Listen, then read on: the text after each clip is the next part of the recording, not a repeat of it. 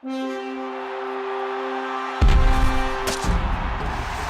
is one of the most competitive races for MVP in recent history, so we asked you, the fan, to let us know who you think should be the MVP in this week's Voice of the Fan, and we have your results. I'm joined by associate editor Arthur Arkush.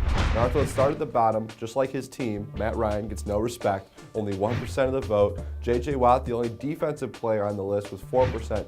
Tom Brady, Aaron Rodgers, the last two MVPs, tie with 5% of the vote. Those four candidates, 15% of the vote from the fans. A whole lot of love for these guys, all MVP worthy. I'll tell you, I guess the reigning MVPs, maybe the fans get a little bored of that. They want something new. I know we'll get to Manning in a minute, of course, who's been there as well before. But seriously, in the case of Rodgers and Brady, I just wonder if we've become almost desensitized. We expect their greatness each year because I can make a pretty compelling argument that they should be up there with Peyton.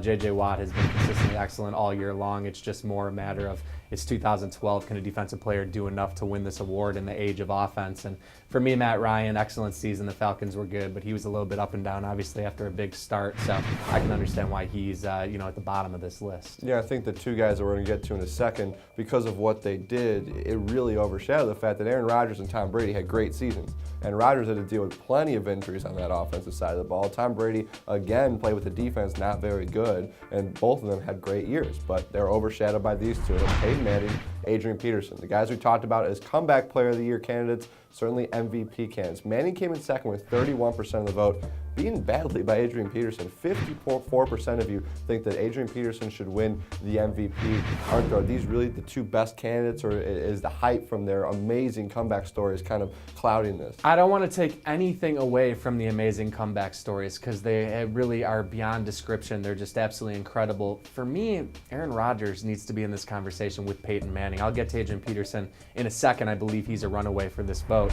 But to me, I just look at Rodgers, the highest rated quarterback in the NFL. I look at, you hit on some of the protection issues, the receivers going down left and right. There was the debacle out in Seattle that him and his head coach and team had to overcome. So when I just look at facing adversity in season, I think that Rodgers actually had to deal with a bit more than the Broncos.